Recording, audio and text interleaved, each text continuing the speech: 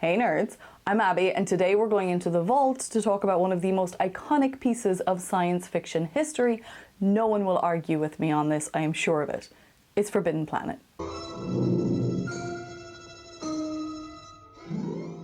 Released in 1956 to a world that had not yet reached for the stars, this was the first sci-fi film to depict a faster-than-light spaceship, the first to set foot on a planet in another solar system, and the first to feature a fully autonomous robot character. But before we can even begin to look at the science offerings of such a classic, we have to go back in time to look at the world as they saw it. 1956 was a year when Elvis Presley became a national sensation, hound dogging his way across America. Calder Hall in the UK became the world's first commercial nuclear power station. Japan joined the United Nations. The Olympics were held in the Southern Hemisphere for the first time. And of course, the civil rights movement had a pivotal moment when the Supreme Court ruled that segregation on public buses was unconstitutional.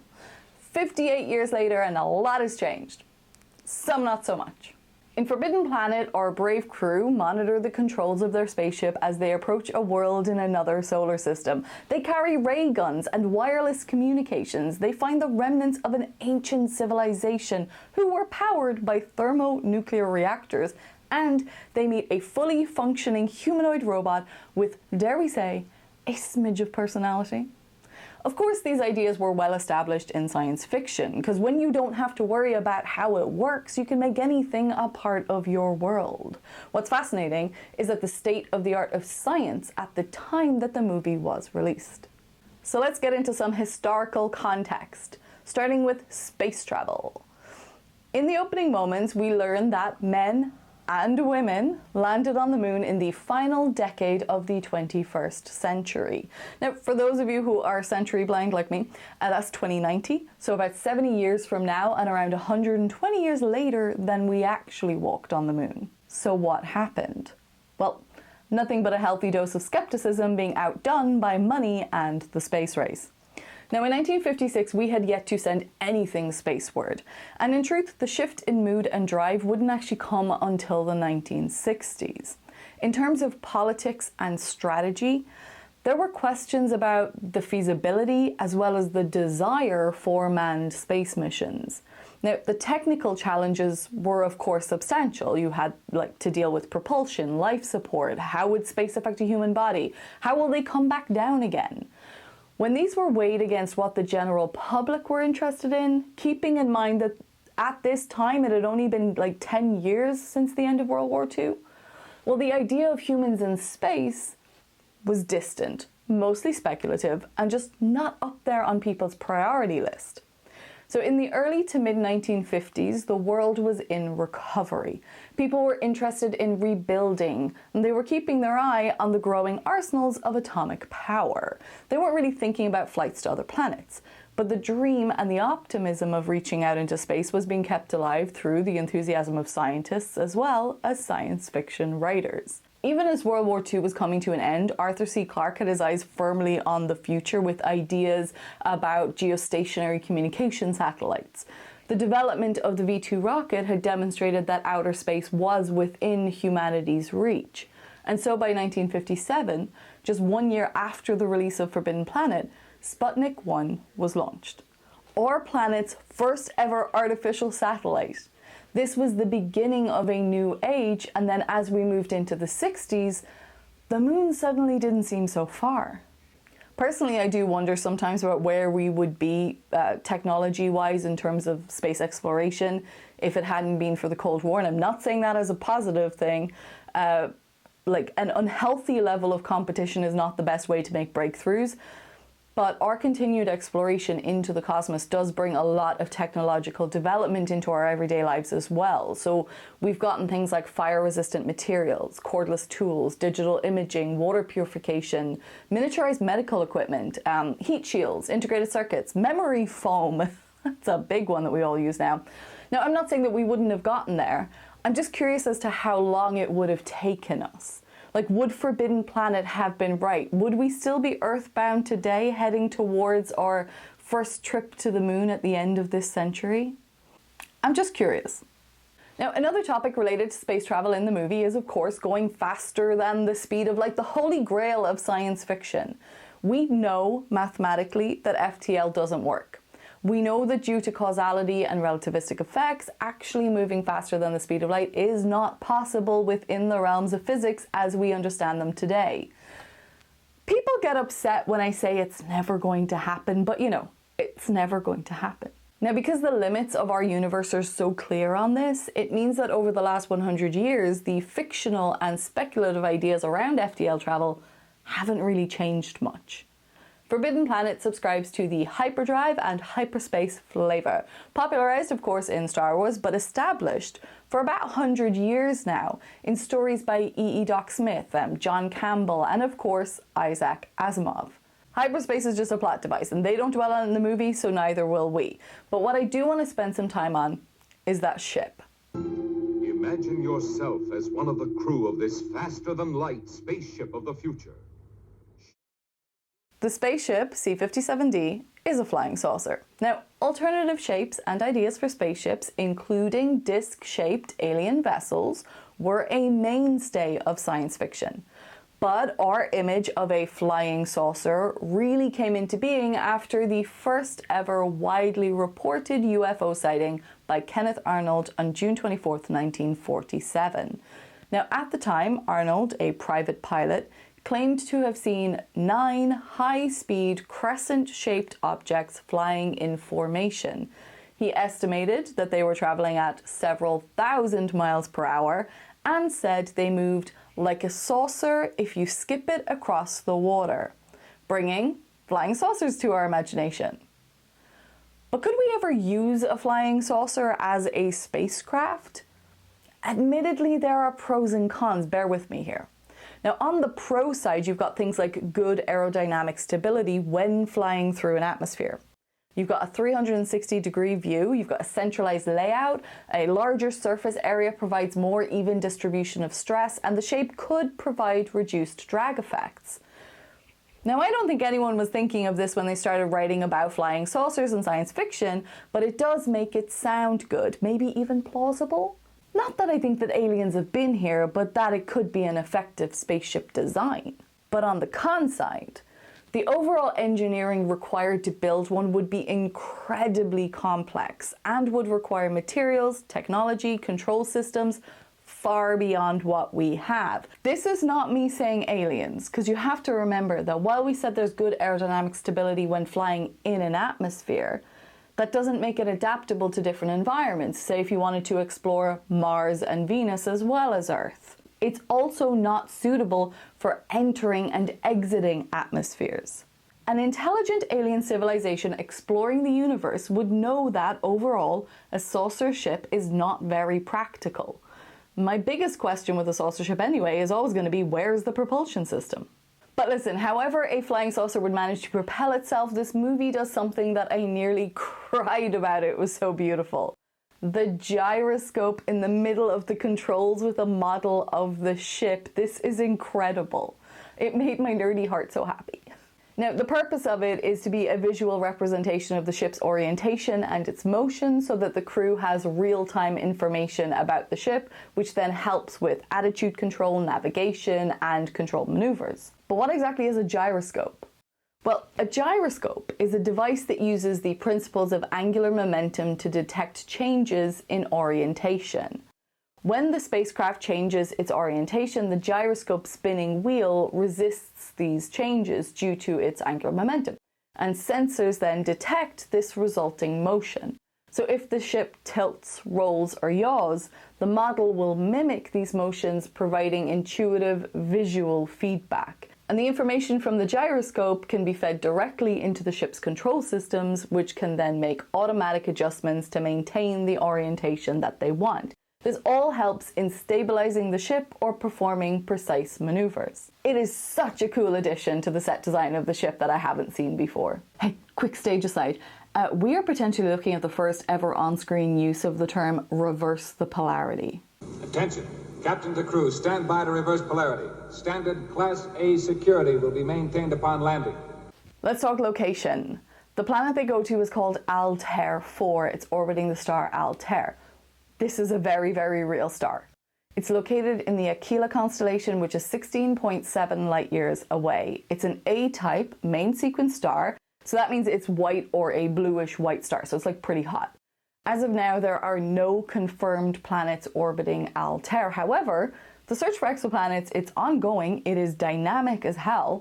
New discoveries are made all the time, so we can't say for sure that an Altaire 4 isn't out there. What we do know is that it's a real star, and we know how long it takes them to get there. So for those of you following my spaceship race series, this means that we can get a speed for C57D, which makes me insanely happy. Forbidden planet, going in the jar. Now this is a really interesting fact about Altaire. Astronomers previously thought that it was about 1 billion years old, which would allow for the evolution and destruction of the Krell in the movie. But more recent studies have suggested that it's actually a very young star. So it's only about 100 million years old. For this ancient civilization to exist, life would have to have evolved incredibly fast on this planet. You see, on Earth, life formed really quickly after the planet formed, but it then took about 4 billion years to evolve to what it is now. If you look at the clock of life, modern humans are like right up here somewhere, incredibly recent. It's not impossible for life to evolve at a faster rate somewhere else, but 100 million years to evolve intelligent life, reach technology beyond our current abilities, explore the galaxy, and then be extinct for 200,000 years would mean a very, very, very fast rate of development. But maybe if a civilization didn't have certain traits that we do, like, wars, misogyny, racism, and if they just had an entire civilization working together, they would be able to advance much quicker. Maybe that type of civilization is out there somewhere. It's definitely not here. Okay, the last thing that I want to talk about with this movie is the one and the only, the icon that is Robby the Robot. For your convenience, I am monitored to respond to the name Robby. Building Robby took 7% of the film's total budget. And they did not waste him on just one film. He has appeared in many more shows and movies over the years. He's been in The Invisible Boy, a number of episodes of Twilight Zone, an episode of The Addams Family, Lost in Space, of course. That's just naming a very, very few in a very, very long list. Now, I was thinking about this recently, and I feel like there's threads of Asimov in this, of course. The robot being named Robby, and the safety factor that follows the first law from Asimov's 3 laws of robotics. So a robot may not injure a human being, or through inaction allow a human being to come to harm. But then I also see threads of this in Asimov's later works, so things like The Naked Sun and The Robots of Dawn. The isolation and the space and the lushness of the planet kind of reminds me of his description of the spacer worlds. And then I feel like there's a little something Dr. Fastolf about Morbius with his house robot. I don't know, I might be reaching a bit on that, but this movie is so influential and Asimov is so influential that maybe I just like the idea of them like influencing each other, the original influencers. Anyways, robots. Building a humanoid robot like Robby requires the integration of various types of electronics and technologies, many of which did not exist in 1956 when the movie was made. So let's go through the components that Morbius would have needed and when they were actually invented for us. Starting with microprocessors. These are needed to act as the brain of the robot, processing the data, controlling a number of different functions. It's basically a computer. So back in 1956, a computer was a large room-sized machine that used vacuum tubes and relays.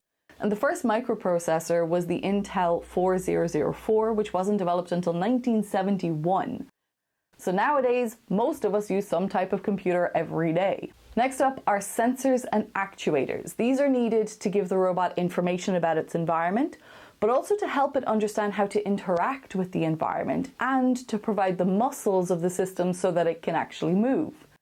Actuators will include things like motors, servos, and hydraulic systems, while sensors include things like vision, so cameras, touch, pressure sensors, audio, microphones, balance, gyroscopes and accelerometers, and proximity, ultrasonic and infrared sensors. Now, in 1956, we had basic sensors. We had electric motors and we had hydraulic systems. But things like precision actuators for fine motor control, or modern cameras for computer vision, or even modern gyroscopes were decades away from development. And we're still working on developing sensitive enough pressure sensors as well as flexible actuators to allow for smoother motion. Next up, we have communication systems. Now, I don't mean communication with us. I mean systems that allow the robot to communicate internally between all its components as well as externally with other devices and humans. To do this, you need something to send those signals over. Now, back in 1956, of course, we had radio communications, but the type of communication we use today, things like Wi-Fi, Bluetooth, the internet, that all didn't begin to take over the world until the 1990s. Next, we have control systems and software. This is actually fascinating to me, because in order to run all these different systems, you need software algorithms and control systems to coordinate the robot's actions. You need to be able to manage power usage and process sensor data. So much of our systems nowadays rely on computer programming. But back in 1956, software development was in its early stages. Some of the earliest programming languages, like Fortran, were only just emerging. Shout out to my Fortran nerds. I had to learn Fortran in the first year of my physics degree. It's a very old language. And lastly, we have the pièce de résistance, artificial intelligence and machine learning. This is what enables a robot to process complex tasks, to learn from its environment, and to make decisions. Now, it was actually in 1956 that the term artificial intelligence was first coined by John McCarthy during the Dartmouth Conference. Now, this conference is considered the founding moment of AI as a field of study. During the event, McCarthy and his colleagues proposed that every aspect of learning or any other feature of intelligence can, in principle, be so precisely described that a machine can be made to simulate it. The participants explored various approaches to simulating human intelligence, such as problem solving, learning, perception, and reasoning. This conference and the introduction of the term artificial intelligence marked the beginning of AI as a distinct academic discipline, setting the stage for decades of research and development in the field. Today, the Boston Dynamics Atlas robot is probably one of the best examples that we have of where we're at in terms of humanoid robotic motion control and interaction with the environment. And then OpenAI ChatGPT probably just tips the scale on the most advanced form of artificial intelligence that we have so far. However, it's important to remember that in terms of artificial intelligence, the model is only ever as good as the data that it has been trained on. The quality of output is determined by the quality of the input. In other words, if poor quality or inaccurate data is fed into a system, the results or decisions produced by that system will also be poor or inaccurate. This becomes incredibly important in machine learning, where algorithms learn patterns based on the data that they're trained on. If the training data is biased, incomplete, or just flawed, the model will learn incorrect or biased patterns, leading to unreliable predictions or decisions. It's a fundamental principle in data science. Garbage in, garbage out. Even Robby the Robot will give you back garbage if you feed it into a system. So in conclusion, I love this movie. It's clever, it's fun, it's a tad bit dated in regards to the treatment of Altaire, but we'll skip past the 1950s attitudes and place this movie firmly in the vault of damn good movies. But what do you think about it? Can you imagine a world where the space race didn't happen? Like, what stage do you think we'd be in now in our space exploration? Do you think flying saucers are a viable design for a spaceship? Did you know that Altaire was a real star? And are you more impressed with Robby knowing how far away we were from such ideas at the time? This movie is one of the original greats of science fiction, and you can see why. Looking at it with a modern science lens, of course, changes a few things, but for 1956, this was hard sci-fi at its best. Now, if you have any recommendations for movies that should be in the vault jar, then do let me know. I'm not really sure what decade I'm limiting the vault jar to. I've kind of set it to anything before the 90s, but let me know when you think it should be capped.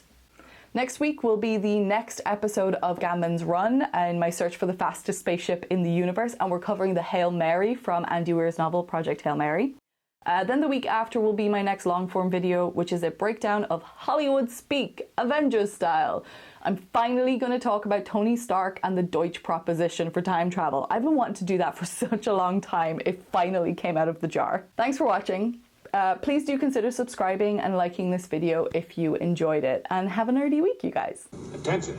Captain to crew, stand by to reverse polarity. Standard Class A security will be maintained upon landing.